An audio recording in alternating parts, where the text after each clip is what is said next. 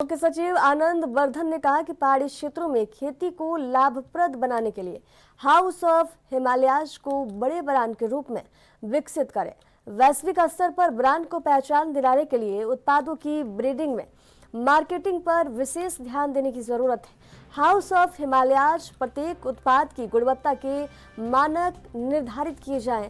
GI training से होने वाले लाभ को बढ़ाने के लिए उत्पादों की गुणवत्ता के साथ ही पर्याप्त आपूर्ति सुनिश्चित की जानी चाहिए। इसके लिए कृषि और अन्य विभागों के साथ संबंध बनाने के निर्देश दिए गए। उत्पादों को ई कॉमर्स के बेचने के साथ अन्य राज्यों में आउटलेट बढ़ाएं।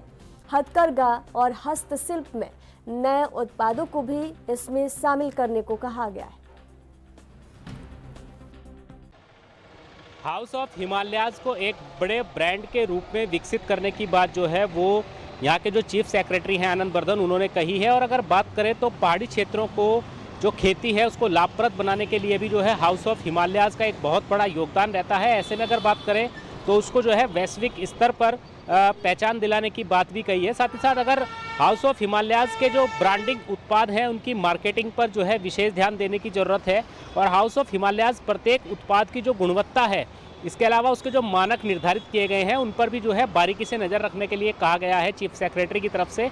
और अगर बात करें तो जीआई टैगिंग इसकी जो है बढ़ाने की बात भी कही गई है। और जो इससे लाभ हो रहा है उत्पादों को उसमें भी कहीं ना कहीं जो है और ज़्यादा गुणवत्ता को उसकी सुदृढ़ करने की आवश्यकता है। और अगर बात करें तो जो आपूर्ति इसकी हो रही है उसको भी सुनिश्चित करने के लिए जो मुख्य सचिव हैं उन्होंने इसके संबंध में एक बैठक भी की है। और अगर बात करें तो कहीं ना कहीं इसके लिए जो कृषि है और अन्य जो उत्पाद हैं उनको भी ई कॉमर्स से बेचने के साथ साथ अन्य राज्यों में जो है इसके आउटलेट्स भी बढ़ाएं।